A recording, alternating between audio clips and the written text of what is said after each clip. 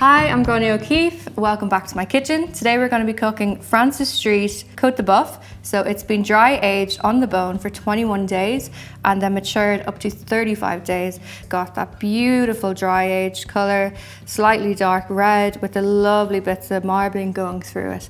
I like to cook Côte de Boeuf the whole way in the pan. The trick is to have it tempered before you cook. So this has been out of the fridge for over an hour and you get a really nice sear, really nice crust, and everything is just kept inside. When you eventually rest it, all the juices will relax and stay inside the steak to give you that really even cooking. So I'm going to cook mine medium rare just to really break down the fat and get the best of the flavors. First step is, as always, we're going to season first and then we're going to get it on the pan. So when seasoning the Côte de Boeuf, season it very evenly on both sides, and also make sure you season the fat side as well, because it's the first one to hit the pan and it just means the fat will get nice and seasoned. So just salt, no pepper until the end when we carve it, and it's going to go straight into the pan. So the pan is hot, the oil is hot, and you want to go fat side down, and we're going to let that fat render, and then we're going to turn it over onto each side.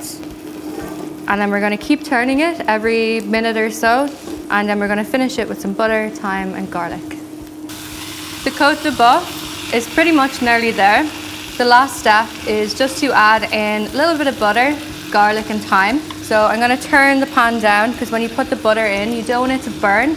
You just want it to melt, just to create a little glaze so we can baste it over the beef, just to give it that little bit more depth of colour, but also the butter just adds a really nice flavour to the beef as well. 1 or 2 cloves of garlic. This is optional.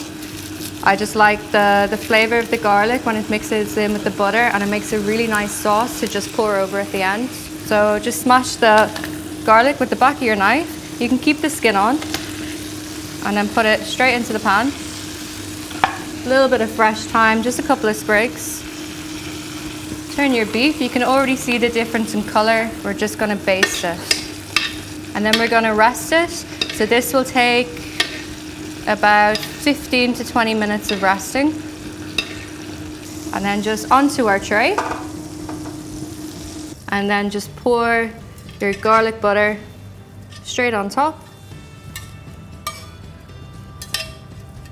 So when you're carving a Côte de Boeuf, you get the bone and you hold it away from you. And then you get your knife and make sure your knife is really sharp, and you get as close to the bone as you possibly can when you're carving. So it looks like that. And then of course you nibble that bit off at the end. And then you want to cut against the grain in slices. And the thickness depends on how thick you like to eat your pieces of steak. For me, this is the perfect thickness, and you can see as you cut into it, it is a beautiful medium rare. It is pink all the way through. There's not a single bit of grey. And you notice that it's still hot, but it's not bleeding, which is why the resting is so important. And we're gonna season it with a little bit of Maldon salt. And then lots of fresh pepper. And then we're just going to put a few slices onto our plate. And that is it. That is the Francis Street Côte de Boeuf to share for 2 people, cooked on the pan.